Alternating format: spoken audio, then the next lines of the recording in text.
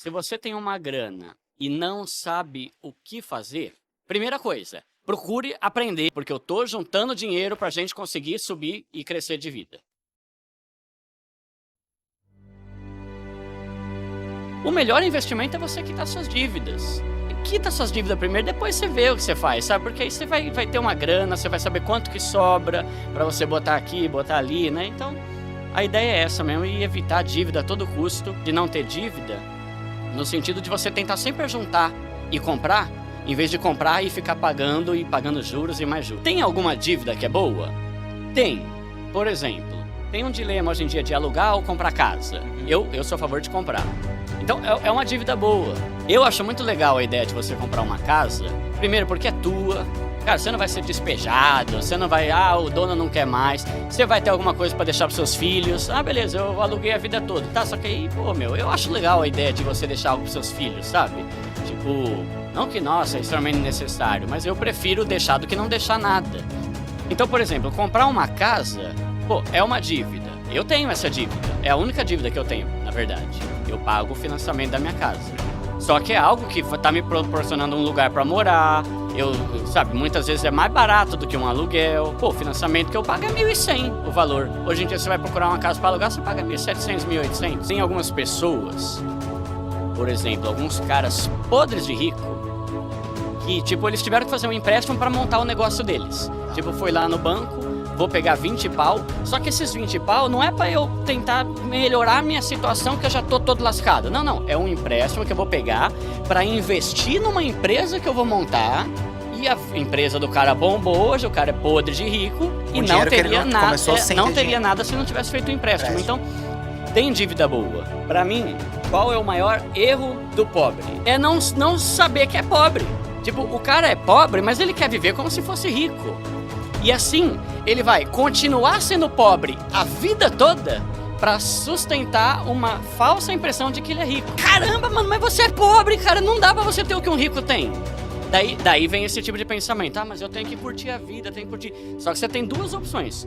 Ou você economiza por um tempo pra você começar a ter uma vida melhor e conseguir comprar essas coisas, ou você compra essas coisas, se endivida e continua vivendo como pobre a vida toda. Caramba, cara, não dá ainda, né? Calma, vamos trabalhando, vamos subindo. Você vai ter, só não agora. Aí o cara chegou e falou assim: Duda, eu, a minha esposa e meus 2 filhos, a gente dormia num quarto desse aqui.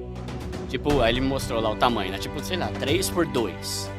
4 colchões na cama, 4 de solteiro, né? Juntava 2 de solteiro e 2 de solteiro pros filhos.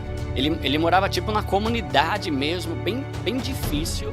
E ele via a galera, os vizinhos, cada vez com um carro mais top. Às vezes chegava o vizinho, tipo, com um rádio. Na época eu usava aqueles rádios, né? Enorme. Hoje em dia você nem tem mais aqueles rádio grande, né? Tipo, coisa assim top. Botava subwoofer e uma par de coisa no porta-mala do carro. Aí ele falava pra esposa dele: a gente não vai economizar, a gente não vai gastar com nada disso. A gente vai continuar andando de busão. A gente vai continuar tendo a nossa vida na nossa simplicidade, porque eu tô juntando dinheiro pra gente conseguir subir e crescer de vida e mudar de vida. Aí ele fala que ele olhava pra todo mundo, a galera cada vez com objetos e itens assim, sabe? Mas hoje o cara, ele é milionário, literalmente. Ele falou pra mim que ele tá... Dá pra dizer que é milionário, vai. Quantos milhões tem que ter alguém pra se considerar milionário? Pra mim, 1 milhão já é milionário. 1 milhão é milionário. Ele falou que ele tá lutando pra chegar no 2º milhão dele. O cara tem tudo, tem uma empresa enorme, tem funcionário. E a galera continua lá na comunidade com um carro importado. Então é questão de o que o cara prefere, sabe? Tipo, ele quer continuar morando num lugar, numa casa ruim, só que ter um carro da hora pra ostentar?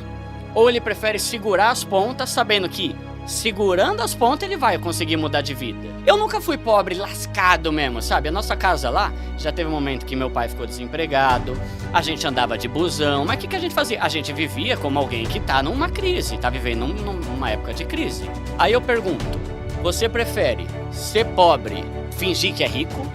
Você prefere ser pobre, mas fingir que é rico, passar a impressão de que você é rico e consequentemente continuar pobre? Ou você prefere ligar o dane-se, tô nem aí, meu, se vão achar que eu sou pobre ou não. Só que consequentemente depois você ficar rico. Agora, se tem uma pessoa que gasta indo em balada, vai em restaurante caro toda hora, vai, sei lá, sabe, coisas que, tipo assim, te dão um prazer passageiro. Claro que você tem que ter isso. A vida também é feita pra ser desfrutada e pra curtir.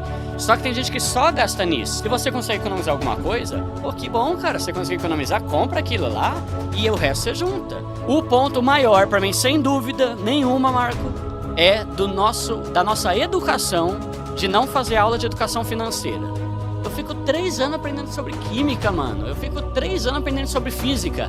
Eu nunca, na minha vida, usei uma fórmula de química pra nada.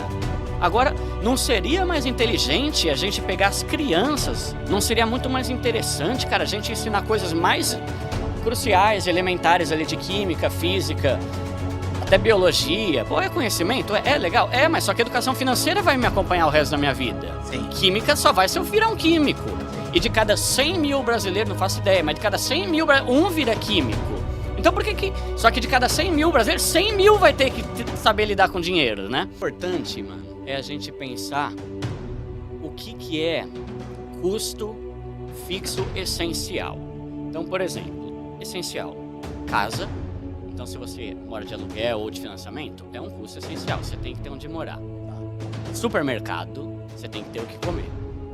Luz, a gente pensa o que é custo essencial e o que não é essencial. Agora, quando você tem uma reserva de emergência, volto a dizer, não é só a questão de eu tenho dinheiro lá, não, é que eu tenho paz, sabendo que se alguma coisa der ruim, cara, tudo bem, a gente tem ali o nosso montante ali, a gente pode tirar de lá e não vamos se lascar por causa disso, né?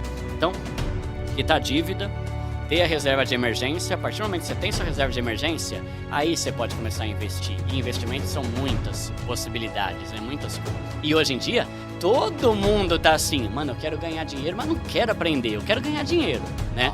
Então, tem um processo, você precisa entender onde você tá aplicando.